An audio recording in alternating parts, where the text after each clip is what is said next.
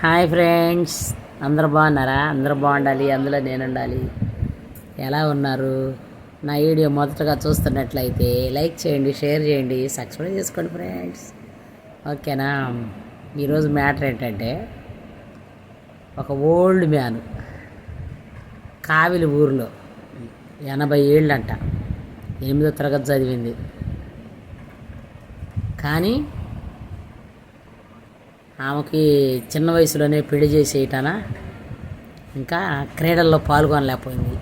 అప్పుడైతే రన్నింగ్ పోటీలు అట్టుండేదంట.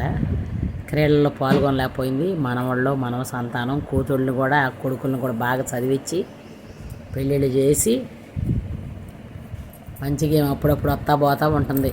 నెల్లూరు, చెన్నైలో అట్టించుకొని ట్రైన్లో ఒక స్పోర్ట్స్ మ్యాన్ తగిలాడంట ఆమెకి. ఈమె స్పోర్ట్స్ మ్యాన్ పిచ్చి ఉండదు కదా ఆల్రెడీ.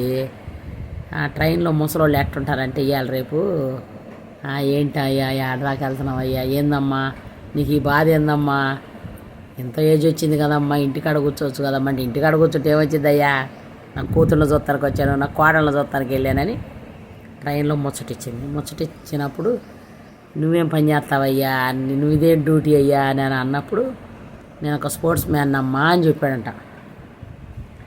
స్పోర్ట్స్ మ్యాన్ అని చెప్పగలేక ఆమె చరిత్ర అంతా 8వ క్లాస్ చదివాను అయ్యా, పెళ్లి చేసేటప్పుడు బాగా రన్నింగ్ చేసేదాన్ని, చాలా బాగుండేదాన్ని అయ్యా, ఇప్పుడు చేయలేకపోతున్నా, ఇప్పుడు ఇట్లా పిల్లల కోసం ఇట్లా చేస్తున్నాను అంటే, అమ్మా నువ్వు ఇంత సన్నగా ఉండవు, ఇప్పుడు కూడా రన్నింగ్లు లగెత్తగలవమ్మా, నువ్వు గమనించు, నీవు కాడ బలం ఉంది అన్నాడు.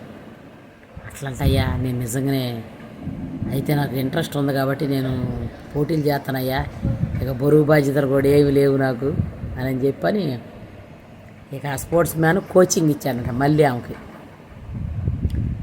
ఆమె చీరలు అలవాటు అయినా కానీ ప్యాంట్లు టీషర్ట్లు వేసుకుంటుంది, పొరులుతుంది, బోరలు పడుతుంది, లెగుతుంది రన్నింగ్.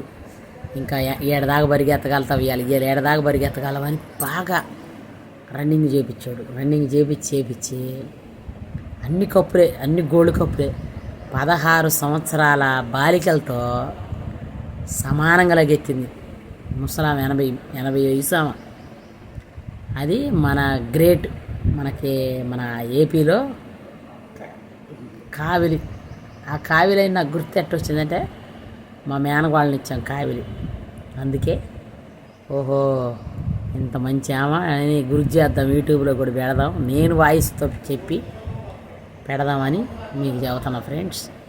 ఒకవేళ నాకు ఎడిటింగ్ రావట్లే, ఎడిటింగ్ ఒకవేళ వస్తే ఆమె ఫోటోని కూడా నేను వీడియోలో మెన్షన్ చేస్తాను వదిలేటప్పుడు. నాకు ఎడిటింగ్ రావటంలే, వస్తే బాగుండు. ఇట్టగా నేను చెప్పినవన్నీ ఎడిటింగ్లో వస్తే ఫోటో కూడా మెన్షన్ చేసి పెడతానికి నాకు ఆస్కారం ఉండేది. కానీ నాకు ఎడిటింగ్ రాదు, కొంచెం చదివేదిగా ముసలాంలాగా. నేను కూడా చిన్నప్పుడు రన్నింగ్ పోటీల్లోకి వెళ్ళేదాన్ని. నేను కూడా వెళ్ళి అప్పుడు బాలపాల ప్యాకెటు, పెన్సిల్, ఒక నోటు బుక్కులు అవి ఇచ్చేవాళ్ళు. తాడాట ఆడిన వాళ్ళకి నిమ్మకాయ మీద, చెంచా మీద నిమ్మకాయ పెట్టుకున్న వాళ్ళకి రన్నింగ్లో అయితే నాకు పెన్సిల్ ఇచ్చారు. తాడాటలు అయితే ఫస్ట్ వస్తానన్నమాట ఎప్పుడైనా. అప్పుడు నాకు నోట్బుక్ ఇచ్చారు. అప్పుడు మా స్కాలర్షిప్ చెప్తే మీరు ఆశ్చర్యపోతారు. 16 రూపాయలు 3వ తరగతి అప్పుడు తీసుకున్నా.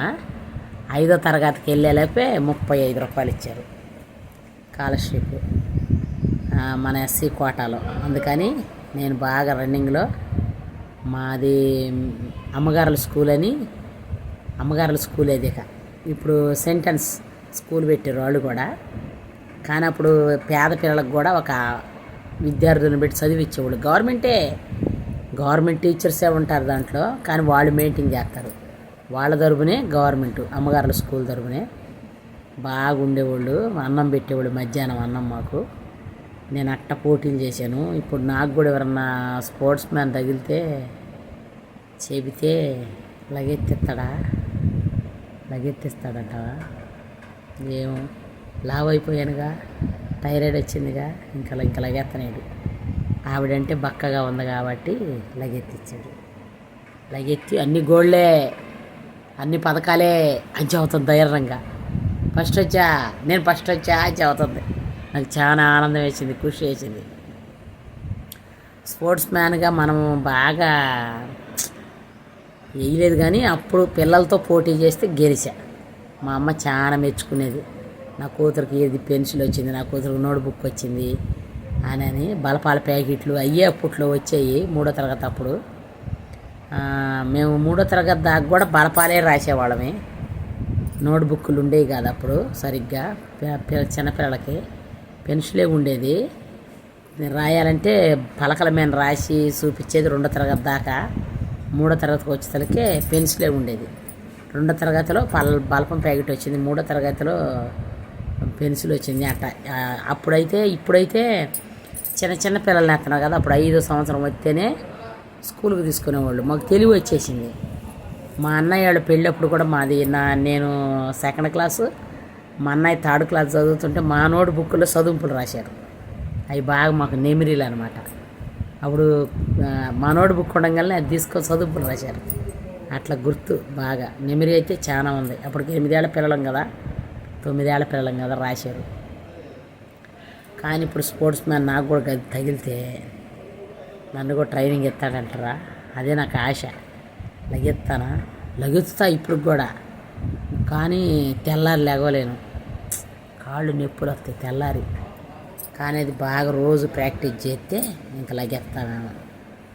చూద్దాం, దేవుని చిత్తం, ఎలా ఉంటే అలా, అంతే కదా. నాకైతే వెళ్ళాలనే ఉంది రన్నింగ్లో. చూద్దాం. ఇంకేం సంగతులు ఫ్రెండ్స్. నా ఆశలు అయితే మీ ఆశలు ఏమండియో కామెంట్ చేయండి. ముసలమ్మ 80 ఏళ్ల ముసలమ్మ అన్ని అవార్డులు రివార్డులు కొట్టిందంటే మనం చాలా వెనకబడిపోయినట్టే. నాకైతే అట్లా అనిపిస్తుంది, వెనకబడిపోయినట్టను. అదే పట్టుదలతో చేస్తే విజయం తప్పకుండా విజయం అని సినిమాలో పాడతాడు ఒకడు. ఏదో పట్టుదలతో చేస్తే విజయం తప్పకుండా విజయం అని శ్రీహరి సినిమాలో. వాడు కూడా మోటోడే, కానీ వాడు కండలై చూసి స్పోర్ట్స్ మ్యాను ఎట చేస్తాడు. అట్లా స్పోర్ట్స్ మ్యాన్లు ఉంటే ఏడదాకైనా మనం వెళ్ళొచ్చు. కానీ అట్టగా ఫ్రీడమ్ విడిచిపెట్టేవాళ్ళు ఇంట్లో ఫ్యామిలీ కూడా ఉండాలిగా. ఆ ఆంటీ కంటే ఇంకా ఎవరు లేరు. కూతుళ్ళు అందరూ ఇంకా పెళ్ళిళ్ళు చేసింది, బాధ్యతలు తీరిపోయినాయి కదా, అందుకని వెళ్ళింది. సక్సెస్ కొట్టింది. గర్వంగా అల్లుళ్ళకి కూతుర్లకి కారణం తెచ్చింది. మా అమ్మ ఒక స్పోర్ట్స్ మ్యాన్ అనిపించుకోవటానికి కోసం. ఇప్పుడైతే ఆమెకు వయసుగానే ఉంటే ఆమెకు ఉద్యోగం వేయాలి స్పోర్ట్స్ మ్యాన్ కోటాలో. ఆమెకు వయసుగానే ఉంటే 16 ఏళ్ళ పిల్ల కదా, 16 ఏళ్ళ పిల్లలతో లగెత్తిందంటే 80 ఏళ్ళ ఆమె స్పోర్ట్స్ మ్యాన్ కోటాలో ఒకటి జాబ్ ఇవ్వాలి. కానీ ఇంకా వయసు పోయింది కదా, ఎవరు పథకాలు ఇచ్చి చూపిస్తారు పాప మాకు కదా. అయినా అయ్యేని విజయాలేగా వరించిందిగా. నాకైతే చాలా ఇష్టంగా ఉంది ఆ ముసలమ్మని చూస్తే. గ్రేట్నెస్. మీరందరూ కూడా అలాంటివి పొందుకోండి. కానీ అట్టాటి పొందుకోపోయినా ఇంట్లో బరువు బాధ్యతలు పొందుకొని ఫ్యామిలీలో గౌరవప్రదాలు తెచ్చుకోండి చాలు. అదైనా చాలు. ఒకళ్ళతో అసహించుకోబాకండి. బంధువులు స్నేహితులు ఎవరు వద్దనుకునేటట్టు ఇళ్లలో ఉండబాకండి. కొంతమందికి ఈ మధ్య ఫోన్లే ధ్యాసలైనవి. చుట్టాలే వేస్ట్ అనుకుంటున్నారు కొంతమంది. అయితే వాళ్ళు వస్తే ఎంత వీళ్ళు వస్తే ఎంత, నాకు ఫోన్ ఉంది చాలులే అన్నట్టు ఫీల్ అయిపోతున్నారు.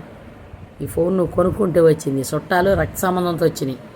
ఇది నీ డబ్బులు పోతే కొనుక్కుంటే వచ్చిన ఫోను, అది రక్త సంబంధంతో వచ్చిన దేవుడు గిఫ్ట్. ఆ గిఫ్ట్లు మర్చిపోతున్నారు, డబ్బులు పెంచుకున్నాయి అనుకుంటున్నారు. ఈ లోకం శాశ్వతం అనుకోవాలి. వేస్ట్. ఎట్లాంటి బ్రతుకులు బ్రతకండి దయచేసి. అందరితో అన్యోన్యంగా ఉండండి. ఆప్యాయతలు పెంచుకోండి ప్రతి ఒక్కరితో. రక్త సంబంధకులను ఎప్పుడు విడిచిపెట్టకండి. ఓకేనా? బాయ్. మరి లాంగ్ అయిపోతుంది వీడియో. నమస్తే. అందరూ చూడండి, నా వీడియో ముందుకు తీసుకుపోండి, నన్ను ఆదరించండి, నలుగురికి షేర్ చేయండి. ఓకేనా? బాయ్.